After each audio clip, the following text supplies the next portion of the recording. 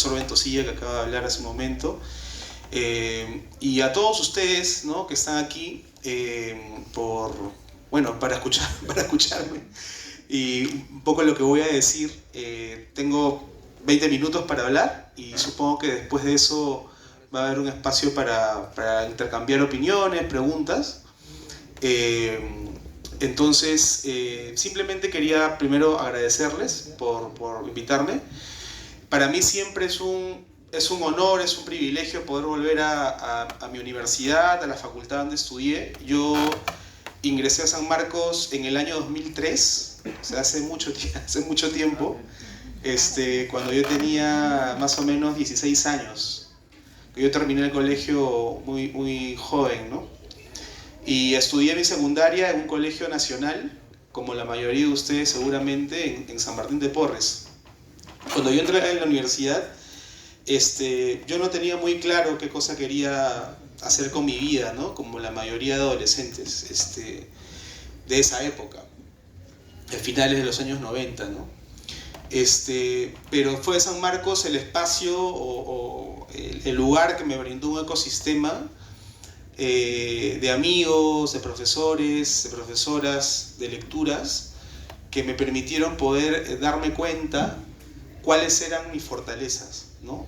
Ni siquiera cuál era mi talento, ¿no? Porque yo creo que el talento es algo que uno va construyendo con el tiempo, ¿no?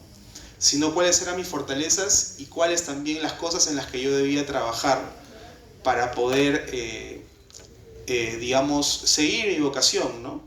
Y fue en San Marcos, en las aulas de San Marcos, donde un amigo, me acuerdo que ahí en las oficinas del SECOS, no sé si siguen existiendo en el mismo lugar, me prestó una revista Etiqueta Negra, ¿no? Una revista que ya no sale, desgraciadamente, pero que en su momento era la revista más importante de periodismo narrativo de habla hispana, ¿no? Fundada por Julio Villanueva Chan, que también es sanmarquino, ¿no? Y la mayoría de sus editores son sanmarquinos, de hecho. Y gracias a esa lectura y a ese primer contacto con esas lecturas en San Marcos fue que yo terminé dedicando mi trabajo desde esa época, desde los 17, 18 años, a practicar un género de periodismo muy particular que consiste en contar historias reales, contar historias que nos ocurren alrededor nuestro, en nuestra sociedad, pero usando, digamos, las estrategias, las herramientas de la literatura, ¿no?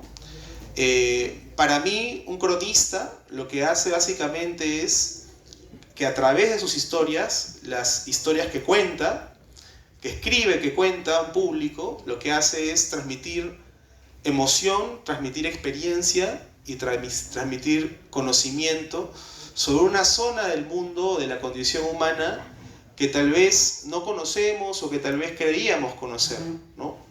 Y en mi caso particular, a lo largo de estos ya casi 20 años, en mí siempre ha habido una pulsión, una necesidad, una urgencia por contar los trabajos y los días de los peruanos y peruanas que viven en las zonas alejadas de la ciudad, ¿no? Es decir, las zonas rurales, es decir, las montañas, los campos, ¿no?, los valles, las selvas del Perú, ¿no? Y precisamente en esa dirección es que nace el primer libro que yo publiqué, ¿no?, en el año 2018, un libro que nace precisamente de esa urgencia, ¿no? Yo lo he contado alguna vez ya en alguna entrevista, mi familia materna, la madre de mi madre, es decir, mi abuela, fue una mujer indígena que nació, de hecho, hace más de 80 años en una comunidad amazónica, Cucama Cucamiria, ¿no?